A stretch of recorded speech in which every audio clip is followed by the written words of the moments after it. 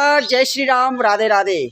दोस्तों, आपने अपने जीवन में ऐसे लोगों को ज़रूर देखा होगा जिनकी पर्सनैलिटी इतनी दबंग होती है कि उनकी मौजूदगी ही काफ़ी होती है साहब। वो कभी किसी के साथ खड़े रह गए ना तो उनका सिर्फ खड़ा रहना ही काफ़ी होता है। बस वो भले कुछ करो या ना करो, ठीक है, परंतु उसकी मौजूदगी उसके साथ वाले को अंदर तक इतना आश्वस्त कर देती है कि बंदा मेरे पीछे खड़ा है ना, बस वो सर इतना एकदम सिक्योर कर देती है साथ वाले को, ठीक है, कि वो बेखौफ होकर कुछ भी करने लगता है साहब। और ऐसी पर्सनैलिटी किसी दबंग आदमी की होती है सर। और एक चीज़ बता देता साहब, दूसरी ओर इसके बिल्कुल उल्टा कुछ लोग ऐसे भी होते हैं जो अगर आपके साथ खड़े भी है ना तो भी वो कुछ काम के नहीं है। उनका होना न होना दोनों एक जैसे साहब, एकदम डुल्लू मुल्लू जैसे रवैये वाले लोग। सर ऐसे लोगों को कोई सम्मान की नज़र से नहीं देखता। सच है साहब, कड़वा है परंतु सच है। और इसके उल्टे जिसकी पर्सनैलिटी दबंग टाइप की होती है ना, उसको हर जगह पर सम्मान की दृष्टि से देखा जाता है साहब। हर कोई उसे सम्मान करता है, हर कोई उसे पसंद करता है, हर किसी को ऐसे दबंग आदमी का साथ चाहिए सर। भाई दबंग आदमी को कौन पसंद नहीं करेगा सर।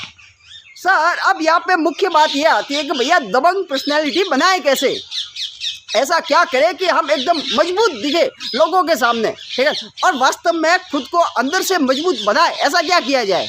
सर इसके लिए सबसे पहले करना ये है कि भैया खुद को दूसरों से कंपेयर करना बंद करना है। सर हम लोग बहुत बार क्या करते हैं पता है, दूसरे को जब भी देखते हैं ना किसी को तो उसके साथ खुद को कंपेयर करने लगते हैं। अरे यार ये तो कितना लंबा चौड़ा दिखता है, अरे यार ये तो है ना कितना बढ़िया मोटा तगड़ा दिखता है, मैं तो इसके सामने कुछ भी नहीं, ये तो कितना गोरा है, ये तो कितना अच्छा दिखता है। अरे भाई साहब मैं यहाँ पे बताना चाहूँगा आपको कि ईश्वर ने आपको जो बॉडी दी है ना साहब, उसी बॉडी के साथ आपको आगे का जीवन जीना है। आपके इस तरह लोगों के साथ खुद को कंपेयर करने से, खुद को कमतर मानने से, खुद को हीन भावना में ग्रसित कर परेशान करने से, खुद को दबा कर रखने से आप है ना आगे भी रोते ही रहोगे। क्योंकि सर देखिए आपके रोने से, दूसरों के साथ कंपेयर करने से, खुद को कमतर रखने से ऐसा नहीं है कि सब आपकी बॉडी उसके जैसी हो जाएगी या फिर आप इसके जैसा चेहरा आपका हो जाएगा, आपका रंग उसके जैसा हो जाएगा। सर ईश्वर ने आपको जो शरीर दिया है ना, जैसा भी हो ना, आप उसे स्वीकार कीजिए और खुशी के साथ स्वीकार कीजिए साहब। और खुद को मान लीजिए कि भैया मैं तो ऐसा ही हुआ, ऐसा ही रहूँगा, ऐसा ही रहूँगा। सर सबसे पहली बात है खुद को स्वीकार कर लीजिए, क्योंकि आपको है ना अपने आप को स्वीकार करना ही पड़ेगा। सबसे पहला तरीका ये है, खुद से प्यार करना सीख लीजिए सर, खुद का सम्मान कीजिए। जब आप खुद की नज़रों में खुद का सम्मान करोगे ना तो ये दुनिया आपका सम्मान अपने आप करेगी साहब, अपने आप करेगी, देखने की ज़रूरत नहीं है। दूसरी बात सर मैंने एक चीज़ और देखी है कि बहुत से लोग जिनके जीवन में अगर कुछ घटना घट गई है ना, भाई किसी के कुछ बड़ा बिजनेस था वो ख़त्म हो गया, ठीक है, और बंदा नुकसान में आ गया ना, तो वो खुद को कमरे में लॉक कर देता है सर, घर से बाहर निकलना बंद कर देता है। किसी का संबंध खराब हो गया, रिश्ता टूट गया, ठीक है, तो वो खुद को ही दुनिया एक कमरे तक सीमित रखता है।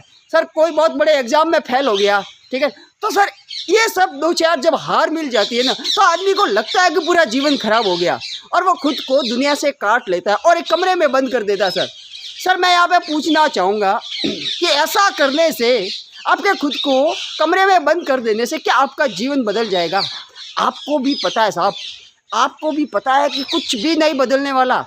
जब आपको पता है कि आपको सामना करना ही है हालातों का, परिस्थितियों का, ज़िंदगी का, अच्छाई का भी, बुराई का भी, खुशियों का भी, टेंशन का भी, हर चीज़ का सामना आप ही को करना है। ऐसा कभी नहीं होगा कि आपके दुखों का सामना करने कोई दूसरा आएगा।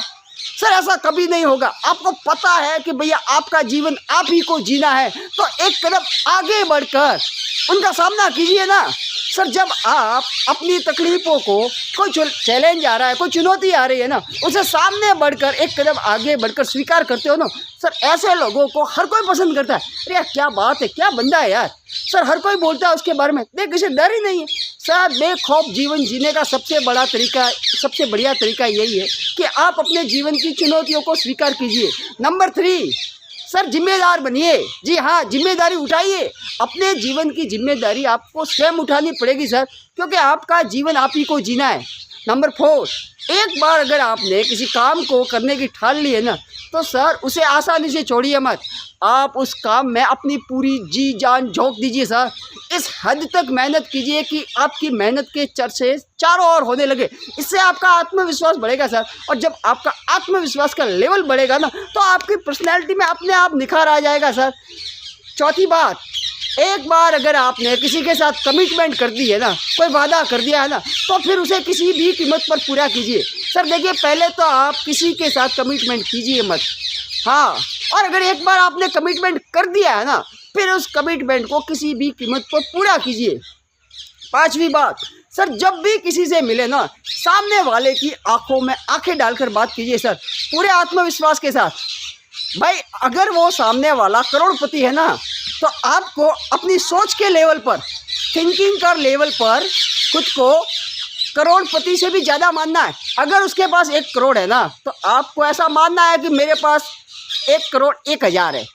थिंकिंग के लेवल पर ऐसा नहीं है कि आप खुद को इतना ज़्यादा कमज़ोर दिखा दो, ठीक है, कि आप अपने ही नज़रों में अपना स्वाभिमान खोने लगो साहब।